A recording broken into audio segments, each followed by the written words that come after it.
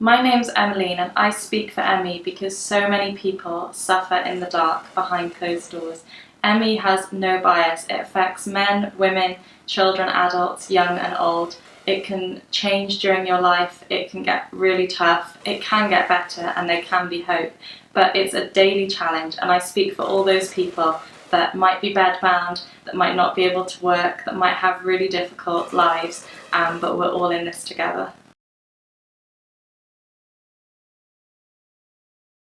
So 5 years ago, when I was in my final year of university, it was the second term after the winter holidays, and I'd had sort of two cold viruses, chest infection followed by throat infection. And basically, it all happened very quickly within the space of almost 1 day to 1 week that I was fine, and then I had really strong flu, almost like a glandular fever, and I just crashed really quickly.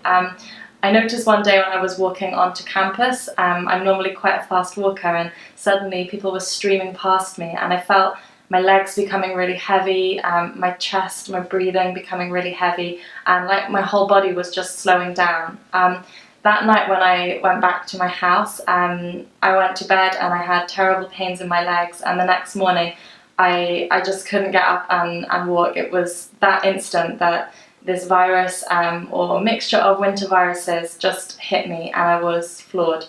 It was like the rug had been pulled from underneath my feet. I was in the second term of my final year of university and I had exams, dissertation to complete, and I just had to step completely away from that.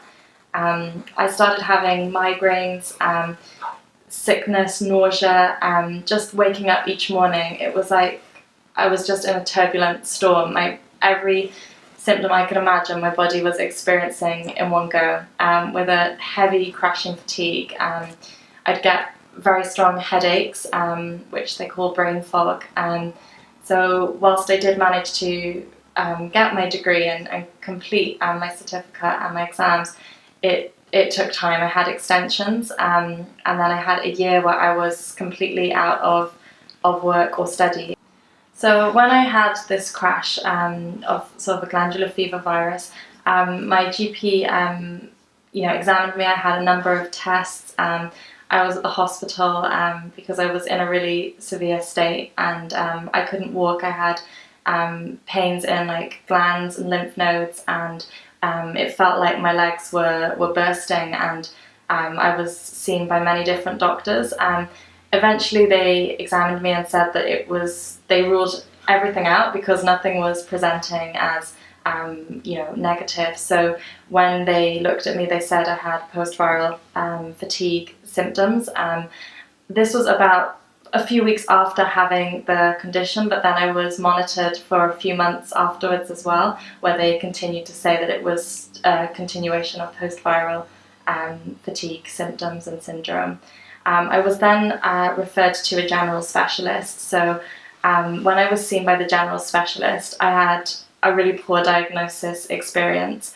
They very quickly brushed over a lot of key symptoms. I felt they weren't thorough with what I was presenting, and kind of tried to just say, you're a young person, it's better you don't even have a diagnosis, get on with your life, see what happens, and tried to offer anti-anxiety or depression tablets, saying that this would help maybe with some symptoms.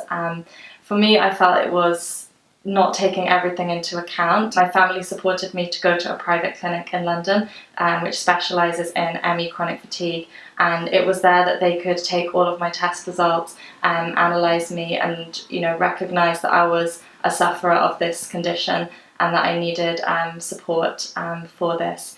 Under the NHS, I don't feel there's a great support for sufferers.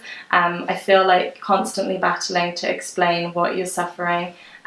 When you're offered treatment, it's not just drugs that can treat this condition. There needs to be more of a holistic approach, taking into account nutrition, lifestyle factors, environmental stresses, and more holistic testing for all different body systems. I really wish that for ME sufferers there would be somebody that could have continuity for you. even if there isn't a cure, even if it's difficult to diagnose, somebody that can follow you and have a treatment plan, a recovery plan, or a support plan. Often there's a lot of disconnect when we see GPs. We're passed through different departments, or passed off from one GP to another, until you might be lucky to land on someone that has a real understanding of the condition and can try to tailor an approach to work with you to have the best quality of life that's possible.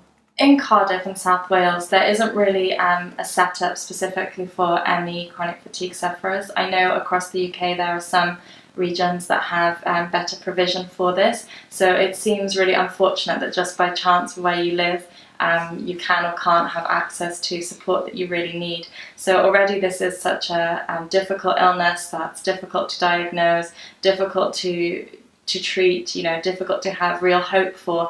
But if we just had some support where there was a centre or a collective of specialists or GPs that have a real understanding of the condition, that can come together to provide for the patients. So on a day-to-day level, I really have to manage my energy levels, manage my exertion, because symptoms can be exasperated if I do too much or in certain ways. So for example, even when I go to work, I have to focus to keep my energy for the working day. So travelling to and from work can really fatigue me, particularly in the mornings when I wake. For the first 4 hours of the day, I have almost like spinning sensation. I can be susceptible to migraines, feeling nauseous. I get muscle and joint pains as well.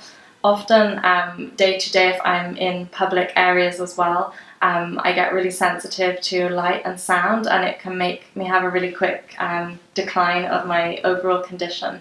So I find I often have to be really careful. Like every day when I go out of my front door, it's kind of a leap of faith. I feel I can't always live like a young person my age, like a young professional that could go to work and then go to the gym or go out with friends.